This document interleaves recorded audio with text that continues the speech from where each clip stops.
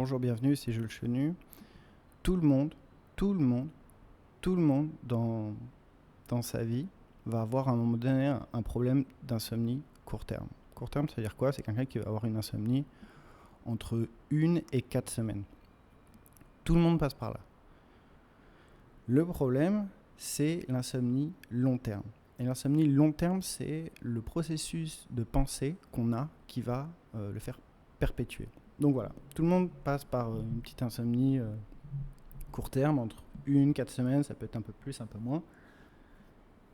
Et l'insomnie long terme, en fait, elle arrive quand le sujet, la personne, moi, toi, elle veut solutionner l'insomnie en changeant son comportement. L'enfer est pavé de bonnes intentions pour le coup. C'est-à-dire, c'est une personne qui va se dire putain, j'ai fait de l'insomnie, je vais aller me coucher plus tôt, je veux rester au lit plus longtemps. En faisant ça, en fait, tu vas graduellement augmenter ta durée de temps au lit et tu vas dormir de pire en pire. Et c'est comme ça qu'on crée de l'insomnie long terme, en fait.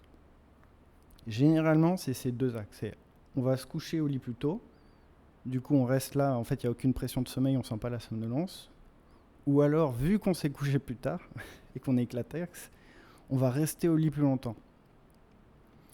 Et du coup, on augmente la durée de temps au lit, mais on n'augmente pas la durée de sommeil. On va aussi avoir des gens qui vont développer de l'insomnie long terme en prenant des suppléments, tout ce qui est bain chaud, pas boire de café, pas manger tard, avoir la chambre froide à 16 degrés, contrôler la lumière. Toutes ces choses, c'est des choses qui vont augmenter l'obsession, c'est des choses qui vont augmenter l'insomnie, parce que c'est ce qu'on va créer de l'effort de sommeil. Et plus on augmente nos efforts pour dormir, plus on change notre comportement autour du sommeil, plus on va avoir un sleep drive fragmenté, plus on va avoir un sommeil de faible qualité, plus on va avoir une horloge aussi qui va être non régulée, plus on va avoir aussi de l'inquiétude, plus on va avoir de l'anxiété autour du sommeil, parce qu'on fait tous ces efforts de sommeil. Et si on ne dort pas, ça c'est ce qu'on verra plus tard, mais si ça marche, ça veut dire que tu es obligé d'utiliser toutes ces méthodes pour mieux dormir. C'est infernal. Et si ça marche pas, c'est qu'il faut essayer plus, quoi. Aussi, ce que ça va faire, c'est que ça va renforcer le conditionnement autour du lit, autour de la chambre, où ça va plus du tout être un endroit de détente et de confiance, ça va être un endroit de stress, d'inquiétude, d'anxiété. C'est un endroit où il faut performer le sommeil.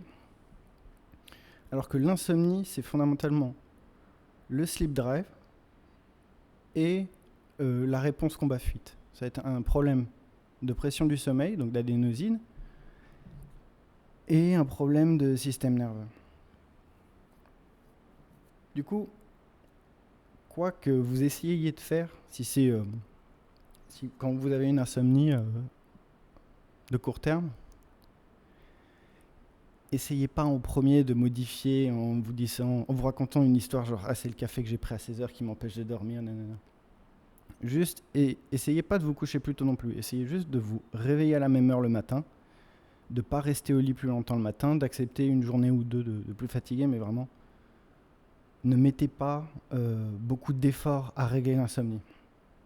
Parce qu'à chaque fois que vous prenez des suppléments, à chaque fois que vous prenez un bain chaud le soir, à chaque fois que vous faites un effort de sommeil, vous renforcez le fait que votre contrôle peut vous faire dormir, ce qui n'est pas le cas. C'est généralement un problème, comme on a vu, c'est un problème de système nerveux, c'est un problème biologique, physique. Évitez d'ajouter la couche c'est un problème de conditionnement, parce que là, pour en sortir après, c'est très difficile, parce que il faut en parler, il faut mettre des mots dessus, il faut voir ce que vous croyez qui est faux, en fait. Voilà.